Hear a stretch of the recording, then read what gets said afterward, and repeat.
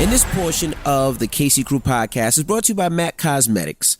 MAC Powder Kiss Lipstick is matte reinvented.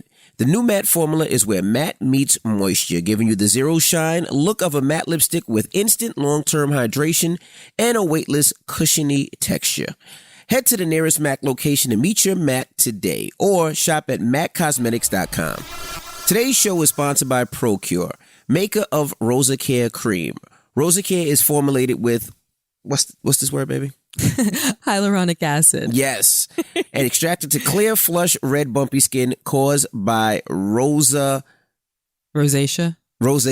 Oh, my goodness. What is rosacea, baby? Explain to people what rosacea is. I mean, I'm not a dermatologist, but I know that people with rosacea have typically like red, bumpy skin. Oh, okay. Well, it can be mild, though. Okay. Well, try Rosa Care today and get $3 discount on Amazon using the code 3CaseyCrew. Just go to procureheals.com/CaseyCrew and use the code 3CaseyCrew. That's the number 3, Casey Crew, all in one word, and make sure you type it all in caps. What up, y'all? It's DJ Envy. And I am Gia Casey. And this is another edition of the Casey Crew. Welcome. That's right. And shout to all you guys. We appreciate you guys for hitting us up all the time, whether it's through DM, whether it's through email, which is thecaseycrew@gmail.com. That's THEE, CaseyCrew@gmail.com. And also, I know a lot of you guys ask about the real estate seminars that we are doing. The next couple of cities are Chicago, Charlotte, and LA. All right. We'll be back in New York. We're going to add Houston as well. So if you want more information, you could just hit my Instagram page up or hit Gia's Instagram page up and we'll give you all the details. So let's start the podcast. You know what I wanted to talk about today? I was having a conversation with a friend and he was asking when I decided or if I ever decided to tell our kids about our past and negative things or bad things that we've done before. Whether it's been, if somebody's been arrested or, you know, if we did something against the law. They asked, when did you tell your kids?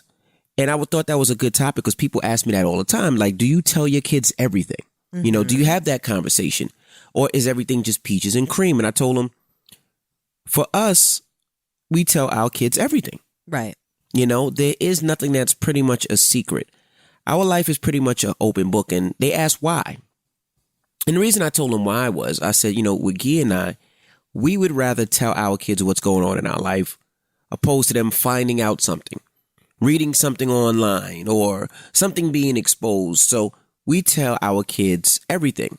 So I remember the first time I was arrested, and we talked about it on the podcast before. And this is when I was in Costco and we had a friend of mine that worked at Costco. It wasn't Costco, it was Sam's Club, wasn't it? Sam's Club, Costco, it's the same thing. And we would go to Costco or Sam's Club, whatever it was, on a Sunday. I would dress up in a suit and pretty much I would steal. That's exactly what I would do. I would steal. I'm not proud of it. It was stupid. It was something that I did in college. I had a friend that worked at Sam's Club. That just sounds so abrupt. But it's the truth.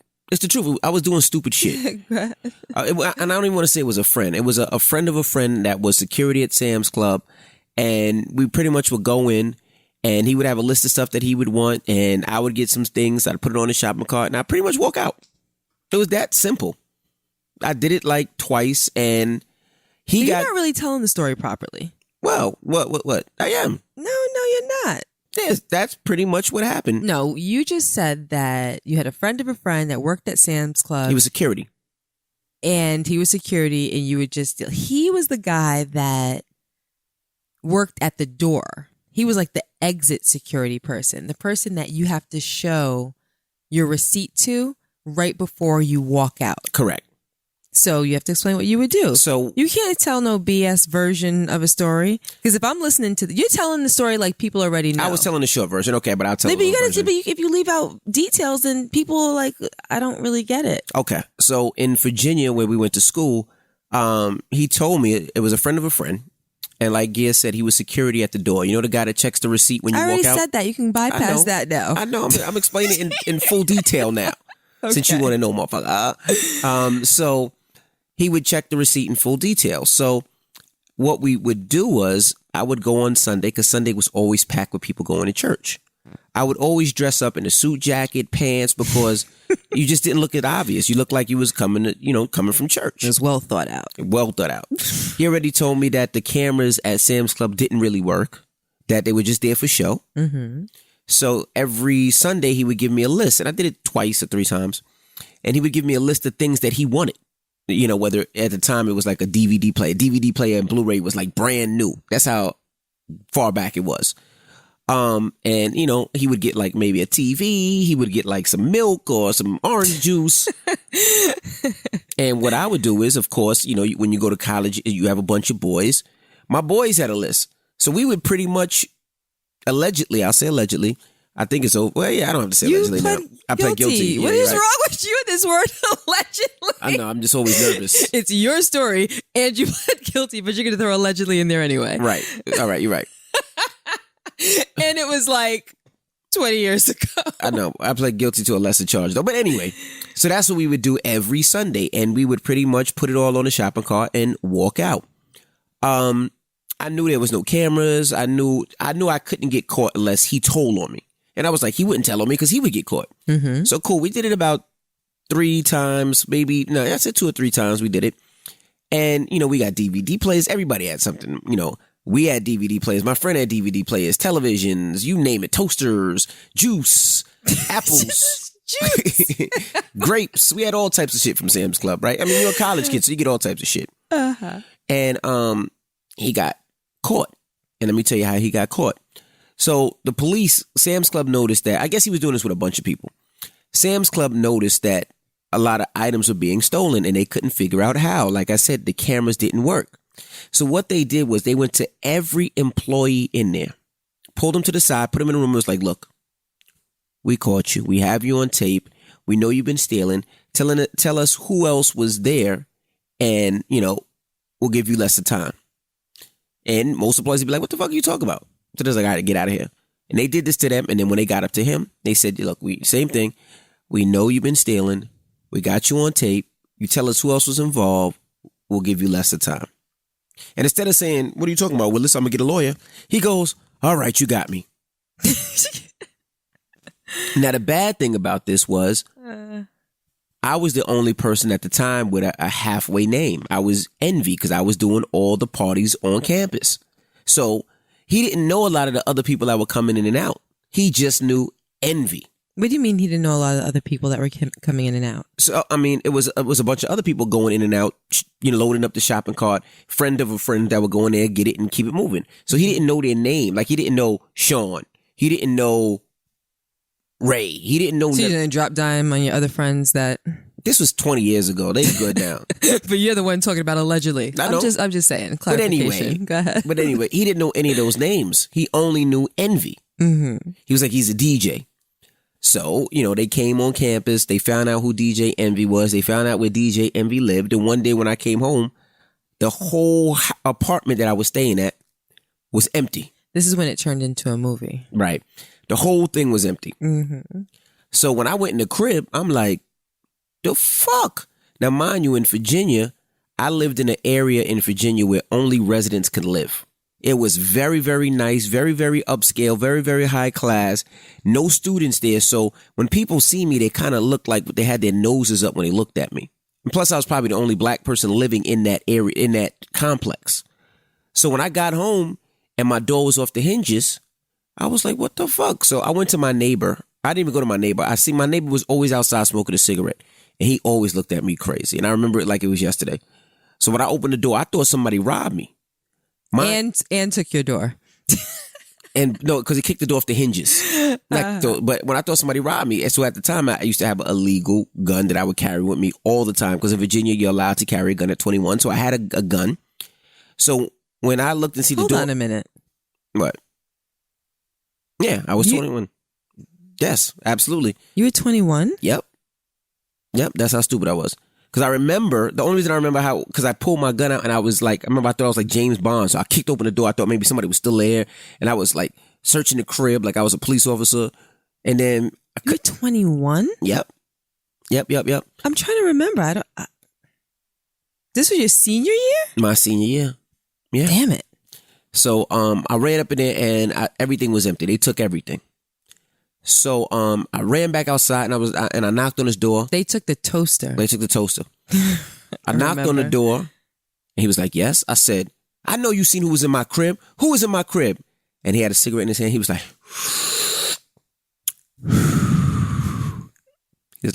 the police. I was like, fuck you, motherfucker.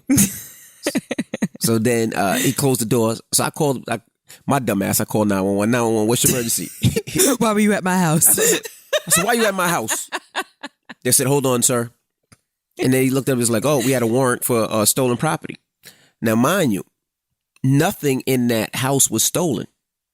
All the stuff in the house was stuff that my mom bought me, right? Right. Everything. Or I bought myself. And so the police took all my shit. Mm-hmm. Gia, who also went to school in Virginia, who lived, I would say maybe 15, 20 minutes from me. Yeah. I had all the stolen stuff in her house. So stupid, right? So I had all the Blu-rays, DVDs, and the illegal toasters. Right. And I remember it was around Christmas time. And everybody was going to get a Blu-ray DVD player, right? Your mom, my grandma, my aunt, everybody was going to get one. I was like, fuck that. Like, this is going to be a good Christmas. Mm-hmm. So I got nervous. I got scared. Remember, we got rid of all that shit. Threw it all out. Oh, you skipped the part when after you got into the apartment, before you went to the neighbor's house, you called me because apparently they didn't take your phone. And you called me because we didn't have cell. Yes, we had cell phones, you ass. It's like this. It's not the fucking 60s. Yeah, they had to use the house phone. Hold on. Did we have cell phones? Yes, we had cell phones. Absolutely. They just weren't iPhones. So we had flip phones. Yes. Oh my goodness. Yeah, of course they weren't no damn iPhones. But go ahead. No, I'm just trying to think. I have to really put it in perspective. I'm like, is this post beeper, pre flip phone? Yes, this is flip phone. So you called me and you were in tears. You were like, someone ran up in my crib. Probably. I don't know what the F is going on. The door's off the hinge. I don't know what I'm going to do. Holy ish. You were just in complete panic mode. Then, still you...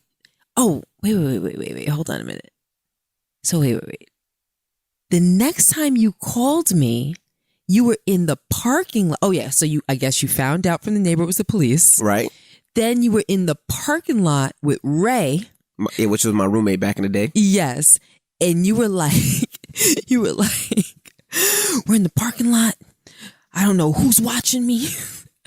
Now, like we're leaned, we're slumped back down like in the car so nobody could see us. So I could just imagine you like it's a dark, starry night and the both of you guys have the seats leaned all the way back so nobody can see you through the windows. Yep. I think we're being watched. Mm-hmm. I don't know what's going on. Don't call anybody. Don't answer the phone. Right. Yep. If anybody knocks on the door, don't answer. It was the truth. I was like, what is going on? So now let me tell you guys. Now I know a lot of you guys know that my father is a retired police officer. So was he retired at the time? He wasn't. Yeah, he was retired. He was retired at that time when you were 21. Yeah. So one thing, maybe not. No, maybe not. He was still on the job. So one thing my dad would say as a cop, he was like, "Hold on, no, because he would have retired at 65." Yeah, no, he didn't retire yet. He wasn't retired. So one thing my dad would say was, "The police are not your friends." Right? He was like, if you ever get into an incident with a police officer or an incident with a cop or incident with anybody in the law, you never say anything. You call me or you call a lawyer. So that's the first thing I did. I went and got a lawyer. I got the most expensive lawyer I could find in Virginia. And he was a white lawyer, white attorney that was really, really good. And I got him first thing in the morning. And the reason this is important is because when the police, they called the police station in the morning, and the police were like, well, if he's innocent, why does he need an attorney? And the lawyer was like, because my client is smart and you ran up in his crib. And the reason I'm saying that is because if that guy, when the police questioned him, would have got an attorney, nobody would have got in trouble. Mm-hmm. They didn't have any evidence. They didn't have anything. He told on himself. And that was the only reason I didn't get in big trouble. I got an attorney and I didn't talk to them. They couldn't get any information from me. Right. All the information they had to prove. So if you fast forward a little bit, when I did have to go to court, it made them look so stupid. And I'm going to tell you why. Because every piece of item that they took from my crib, I had a receipt for. So even though I allegedly did take in something, Still allegedly. I'm still allegedly with it, they couldn't prove it. There was nothing that they can do to prove it because everything that they took out of the house, my mother had a receipt for. So it made them look stupid in court. But Virginia is a commonwealth state where sometimes they don't necessarily have to prove. Right.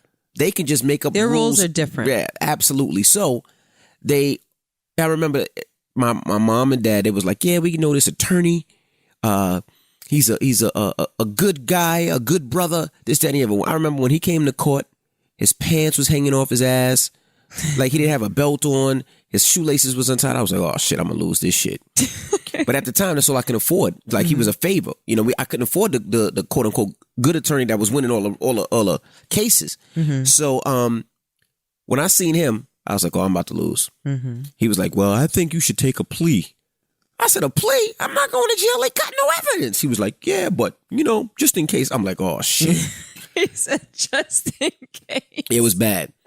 So they did walk over and say, hey, look, we want this to go away. We just want you to plead to a misdemeanor, which would be petty larceny. So it's like stealing a candy bar.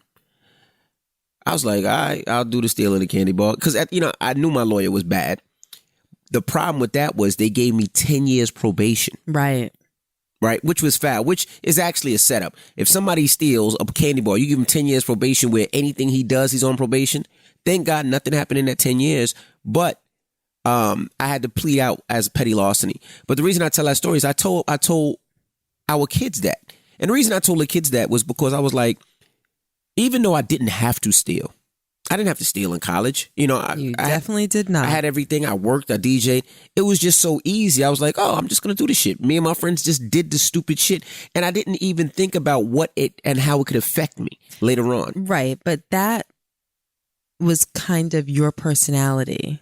Your entire, to be honest, I would say up until maybe, I don't know, I'm 35, you would act without thinking about consequences. Absolutely. All the time. And it always baffled me. Like, how do you not think about what if? Right. And I don't know if that's typical for people or not typical for people, but my whole life, I've always thought about the positive of a situation along with the worst case scenario. Right. And for you to not think about what's beyond this moment always baffled me. I never really understood that. It was pretty stupid. It was one of those mind frames where you thought you're bigger than the law. You think you're smarter than the next person. You think you're invincible. But it's also due to the fact, you got to think, with my parents, they never had discussions with me about the stupid shit that they did, where they got in trouble. They told me about, stupid thing. I remember my dad telling me him chasing a neighbor up, an old lady up the block with a trash can and stuff like that. But nothing where... A couple of like little funny stories, like little anecdotes, but nothing meaningful or that you can take with you so that you can really learn from that can mold your actions. Right. Like our kids, are the type that, let's say, you order something, you buy something in the store, and when they're ringing you up, they forget to ring an item out. And let's say Madison gets in the car and realizes they didn't ring that item up. Madison will go back in the store and be like, you did not charge me for this. So how about that happened a week ago? What happened? That's crazy that you even brought up that hypothetical situation. I'm at home. Logan went to Target. He calls me and he says, Mom, I just checked out and I'm counting my money and the cashier gave me $10 too much. He said, I think I'm going to go back and give it to her. I said, that's the right thing to do. I said, are you sure that she gave you $10 too much? Right. He said, yes, because, as I'm shopping, as I'm buying, especially when I'm buying with cash, I know how much I'm spending. Extra sensitive because he's spending cash, right? Well, Logan's extra sensitive about money, period. Absolutely. He's always, and I don't know why, but he's hyper careful about money. He's hyper careful about spending. He's very frugal. And as we've mentioned before in past podcasts, he's the type that will be like, do you need this? Why are you spending on money on this? Right. Don't you already have one? Don't you have enough? Is that really necessary? So he said that he knows how much he's spending before he gets to the counter. He knows what bill he's giving. So he's already anticipating what change to get back. So he said he got the receipt, he got the change. And as he's walking away, he sees that there's $10 too much. He said, so I think I'm going to walk back and give it. I said, absolutely. I am so proud of you that that's your frame of mind. Right. So then he does it and then he calls me back. And he said, Mom, he said she was so shocked. Right. Like absolutely shocked that I gave her back the money. Right. I said, all right. I said, I know that we've taught you to do exactly what you're telling me that you just did, but let me give you another reason why. If you didn't give back that $10 when it's time for her to go home or, switch shifts or whatever, her register has to be reconciled at the end of the night. Correct. And at the end of the night, they go through the receipts. I know that, when I worked, I had a retail job once when I was younger. So the process might have been longer than what technology is like now, but we used to have to go through the receipts, tally everything up, and then your register would have to reconcile at the end of the night. Right. And if it didn't, then you would be responsible for whatever was short in the register. I said, so you either you either saved her $10 out of her pocket or possibly her job. Do you know what I mean? I said, so that's very, very important that you exhibited this honesty today. I'm really, really proud of you. And he was like, yeah, no problem, Mom, whatever. Yeah, so, but that comes from those type of stories and them understanding consequences. And also. But it also comes from them seeing us live like that. Correct. Because you said that, I had a problem with how you introduced the story. And I was going to interrupt you to clarify that. But I said, let me just see if, you revisit that. When you introduced the story, you said that the reason why you tell our kids our F-ups is because you don't want them to ever find out subsequently in another way, like Google. That's part of it. Whatever. And then you went into the story. But I mean, I guess that could be part of it. But the real reason is, what people have said for years. You want your kids to learn from your mistakes. Correct. But I think we take it to another level. Like we give them we tell them what we want them to learn. We share our examples and then we drill it into their heads until it becomes their lifestyle, their personality, as though they had suffered for what we've done, as though they've experienced the consequence themselves. We want them to understand where they live it and breathe it. This is how you live.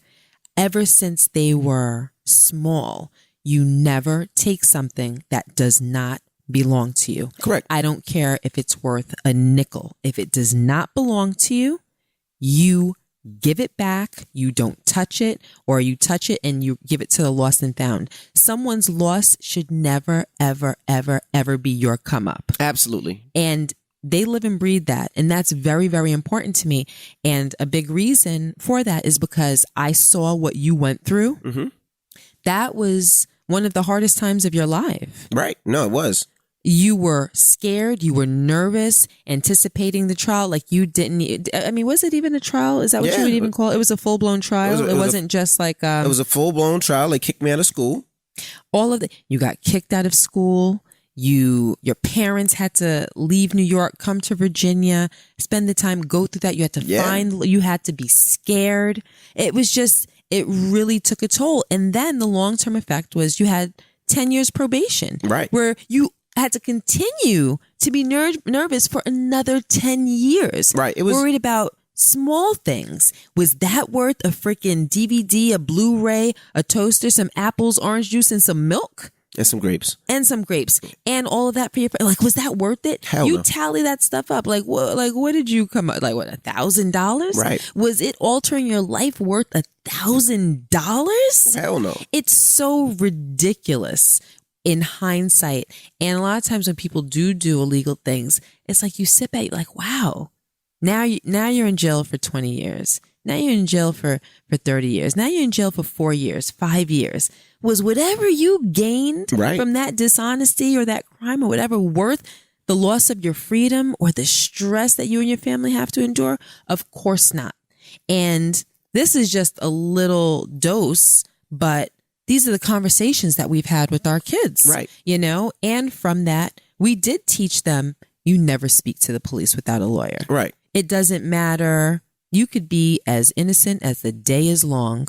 You could have had nothing to do with that situation, but you keep your mouth shut because you can't trust anyone. Absolutely. And our kids know that. And even the small things. I mean, the other day, Logan was riding his motorcycle, his electric motorcycle. We talked about it. Electric motorcycle, and cops pulled him over.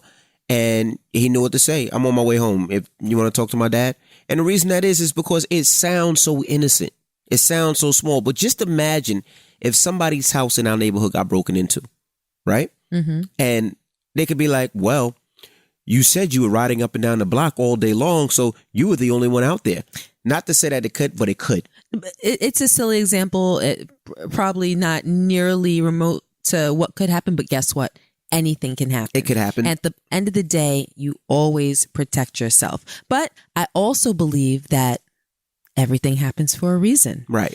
And maybe you going through that put the battery in our back to talk to our kids to this degree, to stress honesty the way that we stress it to our kids. Because maybe had you not gone through that, maybe it wouldn't be that important to us to stress it the way that we do. And maybe one of our kids would fall into a situation that would have gotten them into far worse consequences than what you suffered. Absolutely. Do you know what I mean? So I just feel like everything truly happens for a reason. Yeah, and we tell them when I say we have conversations like I used to have a motorcycle and I used to drive that motorcycle so reckless, and Gia used to be on the back.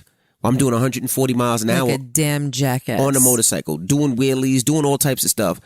And thank God nothing ever happened. Thank God, well, I did get hit, but thank God, an accident never got happened with Gia on the back or anything serious didn't happen. And we tell them about that, like, damn, we were stupid. Like, we could have died. Like, we were, like, literally damn jackasses. Even to the point where, I mean, everybody out there has bought something stolen that fell off the back of a truck before. Mm-hmm. Like, everybody has. And we have, to the point where now we're like, if somebody comes and be like, yo, I got this TV. If they're not telling me, look, hey, I work for the company and I got 30% discount and I'm just extending you my discount. If they tell me, yo, I got it off the back of a truck, I won't buy it. I don't care if it's a TV. I don't care if it's a car. I don't care if it's a lollipop. I don't care if it's a lollipop. If it came off the back of the truck and it was stolen, we good, fam.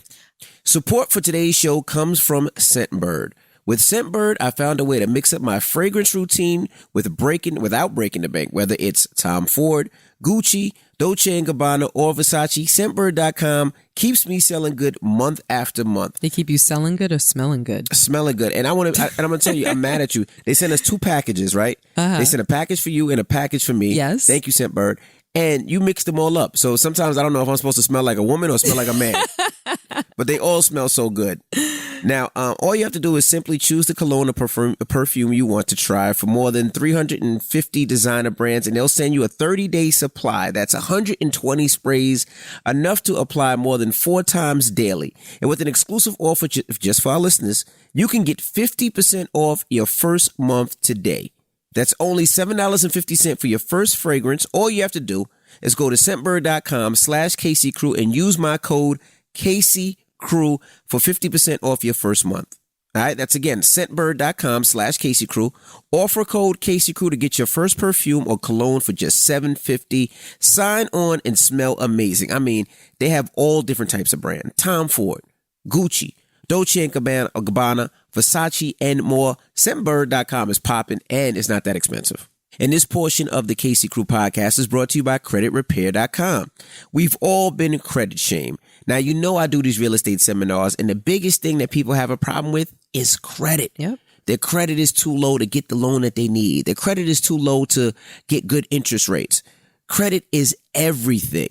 So go to creditrepair.com/podcast for your free credit diagnosis. Now, an advocate will pinpoint what's hurting your score and ways to improve it.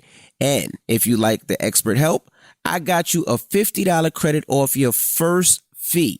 Now go to creditrepair.com/podcast, creditrepair.com/podcast. Now, credit repair is very important. If your credit sucks, even if you have decent credit, and I'm talking like in the 600s, no, you need to be in the 7s and 8s. So hit up creditrepair.com and see how they can help you.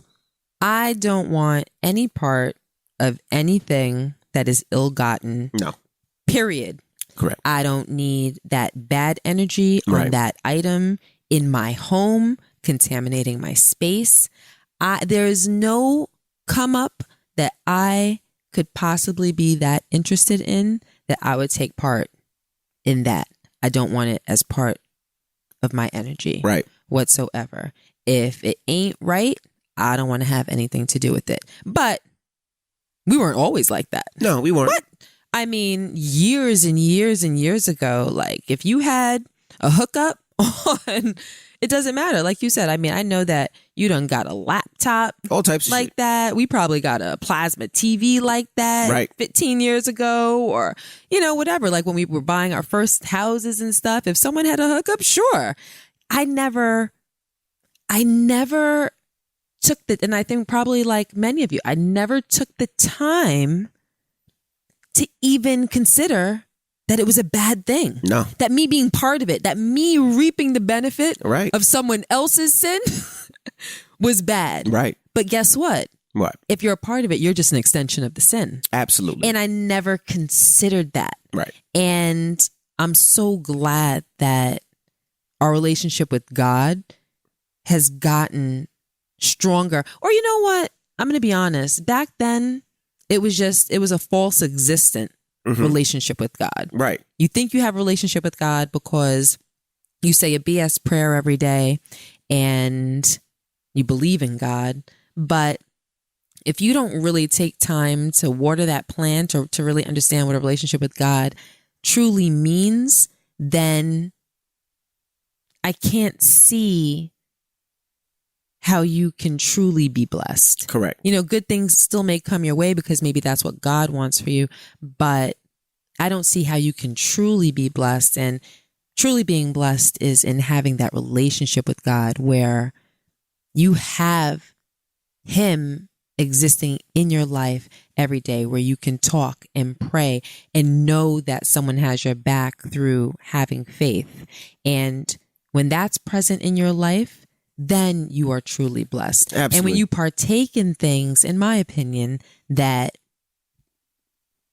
aren't right, I'm just going to keep it simple. Just by saying that aren't right, I believe that you block your blessings. Right. And I think that when we didn't take the time or have the foresight or the wherewithal to even consider those things and didn't look beyond the moment and even have any desire to understand that what we were doing in those type of situations was wrong, I think we were blocking our blessings. And when we came out on the other side of that with a relationship with God, not only are we able to extend that to our kids, but I feel like we can't stop the blessings from rolling in. Correct. It's so important to live right. And I still know people that do bad things. Right. I'm not saying like horrible things, but that do bad things. And it's so hard for me to sometimes keep my mouth shut because I want to say to them, like, if you only knew. Correct.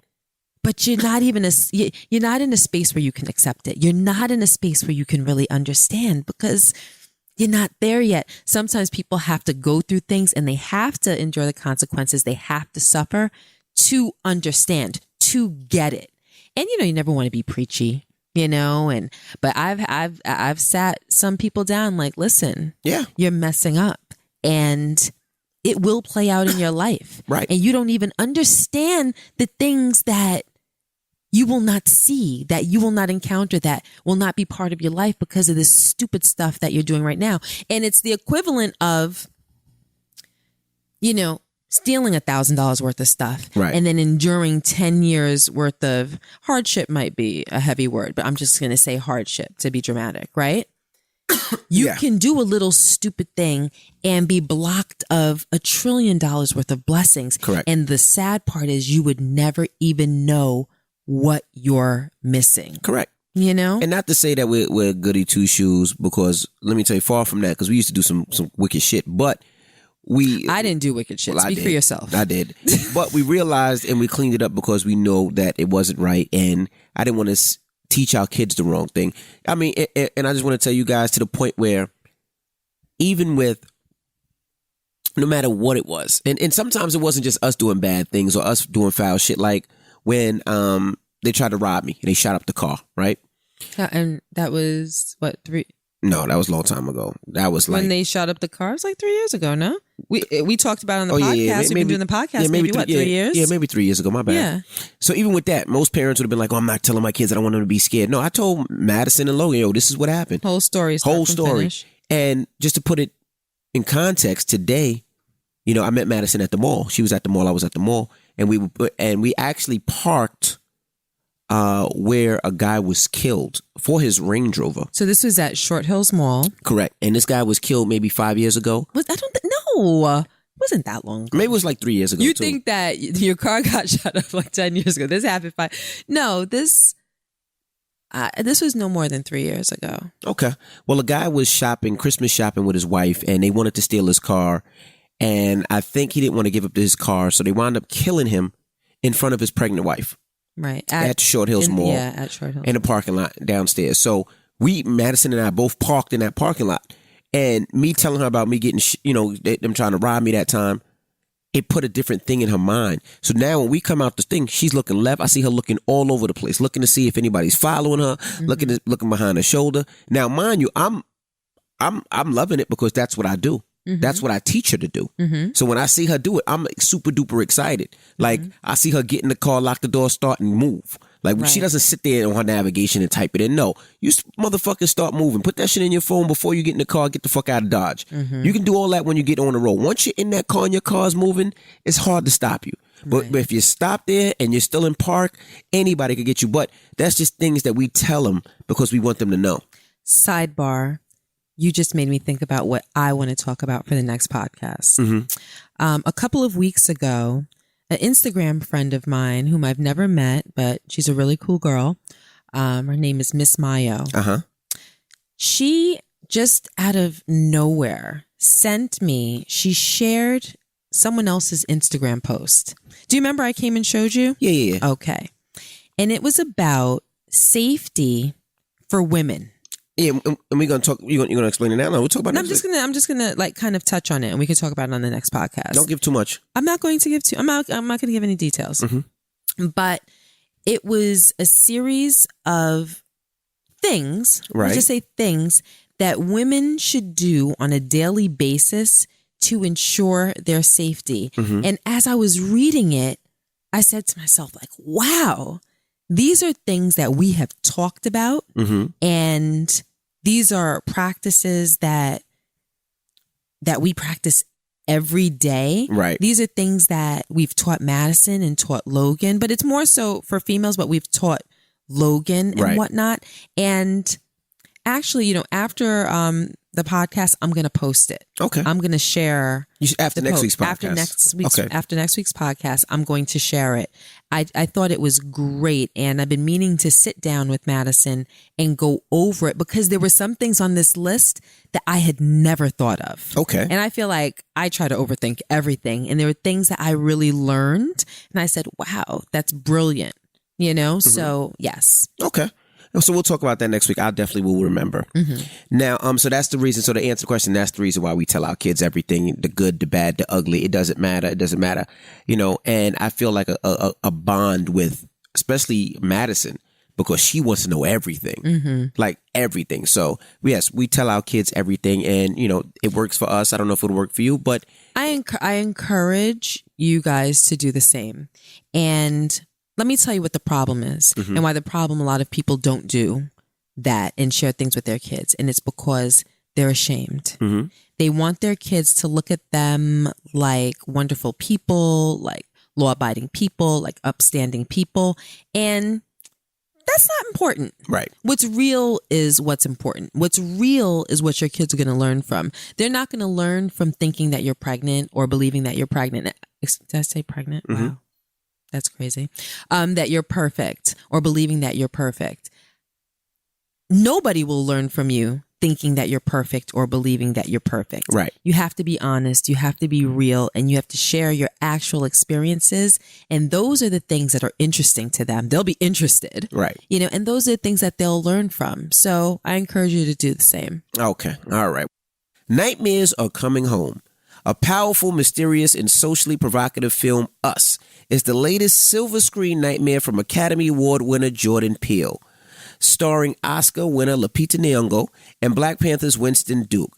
Us is pretty dope. You haven't seen Us yet. No, I haven't. We're gonna watch Us. Us is pretty dope. Now you can experience Us at home and dive into revealing bonus features to untether the truth of Us. I like how you said that. Available. Was that sexy? Say it again. Untether. When you see it, you're going to be like, that's not sexy at all. But available on digital now and on 4K Ultra HD, Blu-ray, and DVD on June 18th. Get it before your tethered gets any ideas. From Universal Pictures Home Entertainment. And this portion of the Casey Crew podcast is brought to you by Bloom. Hug Me Deodorant by Bloom. That's BLUME. Is an all-natural, safe, and sustainable deodorant that really works. All right? Hug Me Deodorant is safe, and it leaves you with no smell and no sweat stains. It lasts for 24 hours, so you don't have to reapply throughout the day. It's rated the best deodorant ever by the New York Post. Wow. Now, Hug Me by Bloom keeps you feeling good, feeling fresh, and super huggable. I know you like that. Now, right now, you can get 25% off your first stick and free shipping when you text Casey to 797979. This is a special offer you can't get anywhere else, and you support our show when you support our sponsors. So text Casey to 797979. Get 25% off your first stick of Hug Me deodorant. If you don't love it, return it for a full refund. No questions asked. So text Casey to 797979. The best deodorant ever made, though? Yeah. Wow, okay. Well, let's get to the email of the week, right? Hey, Envy and Gia, hope you guys are having a wonderful day. I want to start by saying I love your beautiful family. You guys are definitely my goals. I'm writing you guys because I would love your advice on my situation. I'm a 23-year-old. I have a 10-month-old son. Right now, I stay with my best friend of 7 years. She has a 2-year-old son also. We are both single mothers, so we help each other as much as we can. She's a good friend, and we have a lot of fun together. And she's a good godmother to my son. The issue that I have is she is a very selfish person. I've always known this about her and was easy to deal with her when I didn't live with her. But I feel like her personality is starting to affect my happiness. It seems like anytime we are in a situation, we have to compromise. I'm always getting the short end of the stick. We recently got a car together, and that has brought a whole new host of issues. She doesn't drive. She's in the process of learning. So I have to drive her around a lot. I don't mind doing it, but she treats me like a chauffeur. She'll make plans and not tell me in advance. I've expressed her on multiple occasions that I would like notice, then expect me to just jump and take her. My schedule pretty much revolves around hers. She has gotten mad at me on 2 occasions when I had to take my son to the doctor at the time I'm supposed to take her to work. The other day, she took the car without telling me. She had someone come drive for her. And when I asked why she didn't tell me, she said because she doesn't have to. We've had a couple of other small issues also. Besides the car, it bothers me that she is not financially responsible and she does not keep the house very clean. I feel like she doesn't respect my time or feelings. I live with it. Oh man, I just lost my place. Okay, here it goes. I live with her because it helps both of us financially. She has also told me she really enjoys me living with her and that she has accomplished so much with me there. She said if I leave, it probably would worsen her anxiety and depression. I really like living with her, and I love that our sons are growing up together, but sometimes I feel like it's not worth all the stress. We constantly discuss our issues and try to come up with resolutions, but nothing seems to work. Should I continue to live with her and tolerate the lack of respect, or is it time for me to move on? Thank you for reading it, and if you do choose my email, would you mind letting me know so I can listen ASAP? Well, I can't tell you because you didn't leave your information, or I guess you left it on the email. But anyway, this is an easy one. Of course she enjoys living with you because you are her slave. Oh, okay, hold on. I have to interject. What? Do you think it's that cut and dry? Yes. Because she said that they share a car. Right. Like, I got the impression that they probably went half on the car. Right. So if they go half on the car, I'm sure that it was with the understanding that she would drive her around. But this girl's supposed to get her license. But see, this is the thing. Well, hold on. No. She didn't say but she said she's learning how to drive. Right. That's how she put it. So I'm sure it was with the understanding that this girl was going to drive her around. I think that her roommate is just going too far with you have to drive me around. It's kind of like this relationship here, right? What relationship here? Me and you. Oh, here we go. You know, I'm going to be honest with you, right? We're in a relationship, right? But we're not best friends, right? But Think about not best. Wait.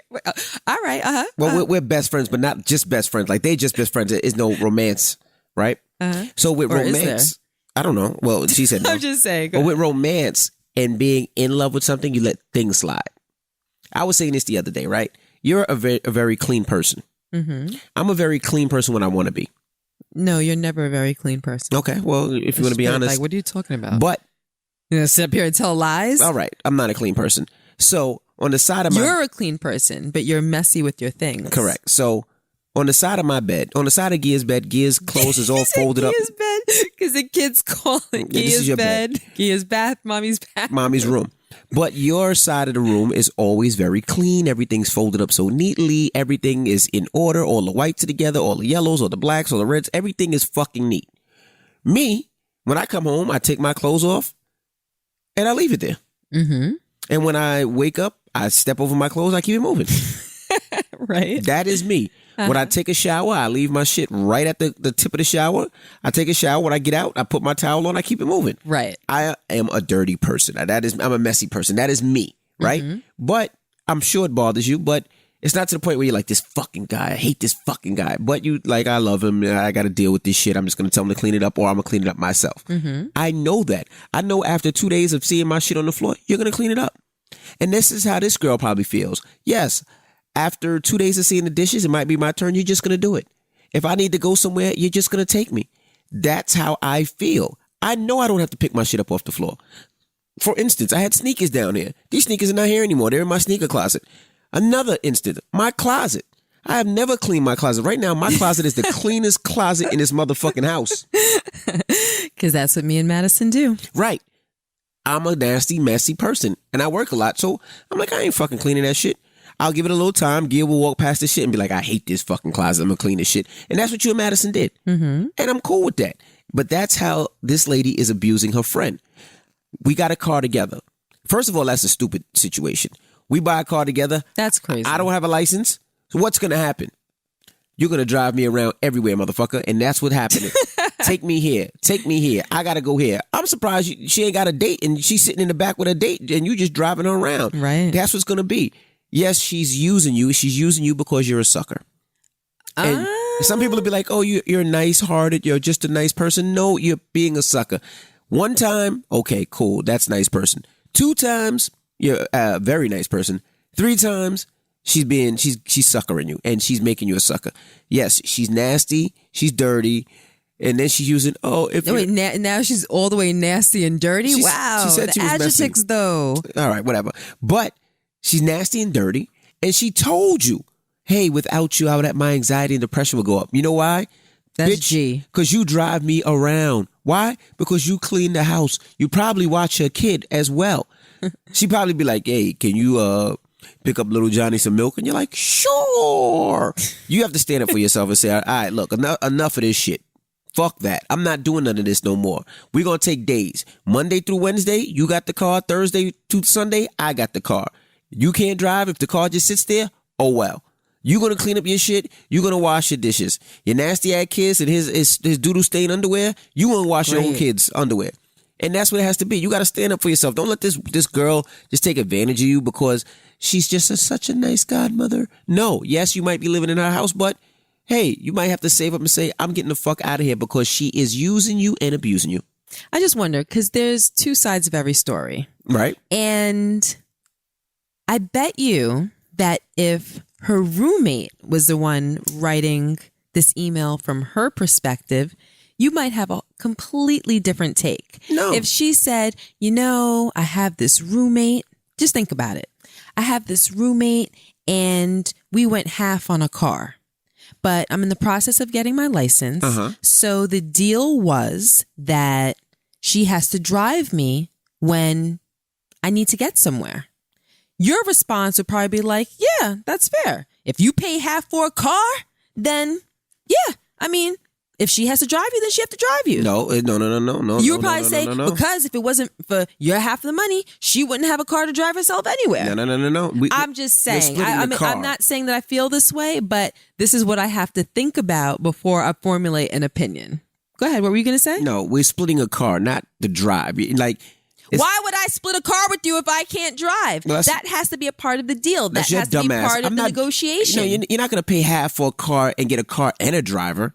That only happens in a marriage. You may. I drive you around. Hold on. Listen, and I don't charge you. Listen, that is what the word negotiation is about.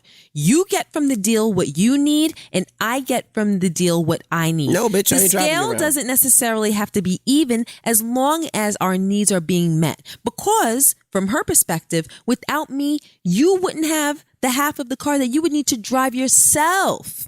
Do you understand what I'm saying? She's a bad negotiator. If half the car will be mine, but I need someone to drive me, and that negotiation is what will get you the other half of the car where you get to drive yourself, then you may be willing. So that may be the case. And if it was told from the roommate's perspective, you might be like, yeah, mother trucker. Well, she needs to change up her negotiation skills, because she seems like the type of person that drives the car and then she has to get out and pump the gas. Okay, and then she can't decide the music she plays on the radio.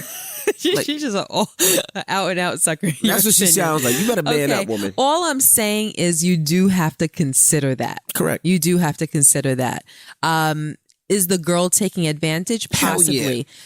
Should the negotiation been something different? Absolutely. There should have been clear rules and clear boundaries, like, I cannot take you during these hours. I'm available during these hours on these days. So if you happen to need to go out, between 7 o'clock and 9 o'clock on Monday, Wednesday, Friday, or on Tuesday and Thursday, or every other Saturday, yes, I can. Aside from that, I cannot, because I just cannot live at your beck and call, because that's completely unreasonable. Correct. Who would do that? But they probably are such good friends that they didn't put those checks and balances into place. Right. Posing the problem that she's experiencing right now. When you have a roommate, it's usually difficult because people live different. Right. People live differently. I can be a neat person. You could be a messy person. And if I'm the messy person and you're on me about being neat, I might look at it like, look, to me, this is neat. Right. You might be extreme, or you might go over and above like you say I am. But to that other person, that might be neat. Right. And that person might say to themselves, I'm not going to change up the whole way that I live just to appease you. Like, I'm not going to be, picking up every time I leave something. That's not how it was in my house when I grew up with my parents and whatnot. So, like, this is normal to me. Right. So when you have a roommate, there has to be a meeting of the minds. You have to balance your expectations sometime, unless you're blessed to find someone who lives exactly the same way that you live. Absolutely. Well, we wish you the best of luck, and you gotta stand up. Hold on. Where's the advice? Stand up. I'm about to say it. Stand up for yourself. Like, don't let her push you around and boss you around. Don't let you think because you're living in her house that you got to fall and be a slave to her. Stand up and set your rules. Tell her what you're going to do and what you want. So that's bad advice. Oh, my goodness. You put your foot down. Tell her what you're going to do and what you're not going to do. Like, what? Like, that doesn't work with anybody. Like, being rude and nasty and not considering someone else's feelings doesn't work with anybody. Well, any circumstances. You keep working for Massa. No. You keep having Massa tell you what to do. Massa said Massa said you got to drive her to work. Massa said you got to cook food for her. Massa said you got to cut the grass. Okay, that's how a situation ends badly. What needs to happen is she needs to tell her roommate, hey, we need to talk. So, tell me what time is good for you, and we can sit down and we have have to have a conversation. Like I've said before, it's all about the approach. It's all about the tone. It's all about the intention. You have to set a positive, open vibe so that the person that you're dealing with feels comfortable to be open and kind back to you. If you set a hostile situation, an aggravated situation, you are not going to get what you want out of that situation. You're only going to agitate the other person. They are going to retaliate with more nastiness, and everything is going to fall apart, getting neither of you anywhere. Correct. So you approach it nicely. You sit down and you tell her, it doesn't have to come across necessarily in your tone, but you know that it is firmly, like you are firmly communicating what you will and won't do, but in a kind way and in a thoughtful way. You say something to the effect of, hey, listen, we've been having some problems and it's affecting our relationship. I don't want our relationship to be affected. We both needed a car. We came to this agreement and I'd like for it to move along smoothly. So we have to renegotiate. We have to talk about what we set into place, because when we did, we just kind of jumped out the window and we didn't really talk about each other's expectations. So now we have to sit down and talk about expectations so that we both get out of the relationship what we want out of the relationship. Right. And so that we can both be happy, because I don't want to walk around having mean, nasty, or bad feelings about you. And I would hope that you wouldn't want to walk around having mean, nasty, or bad feelings about me. So let's just, let's try to come to terms and let's come up with something that's fair, that will be fair to the both of us and benefit the both of us. Right. So these are the times that I'm available. And this is the type of freedom that I have to move around. I work. Sometimes I have to take so-and-so to the doctor. I understand if you have an emergency and you have to take so-and-so to the doctor, et cetera, and so forth. But how does, 3 times a week during the evening and maybe 2 times a week during the day, if you need something important like groceries or toiletries or the pharmacy or something like that, come to terms with something that's fair, that will make her investment in the car worth it. And then on top of that, you come to an agreement as to when the hell this chick is going to get her license. So you will meet your expectations up until said date, where by that time she would have had to learn how to drive, gotten her permit, and gotten her license. Beyond that time, you are not responsible to chauffeur her around, because the idea that you would be chauffeuring her indefinitely is ludicrous. Right. So you come up with a date and time, and that is it. All right. And if that doesn't work, they sell these air pumps at Home Depot. It's like $39. And what you do is when you leave, you take the air out the tires of the car so she can't use it. Right. So you spite both of y'all. So no, but if you got the air pump, when it's time for you to use it, just pump the air back up and keep moving. Right. Of you course. can do that, or brilliant. How do you come up with these things? Or what you do is you get like I'm in awe of you every day. You leave it. You take a shower and you get a damp towel. You leave it out, and when a damp towel starts to stink.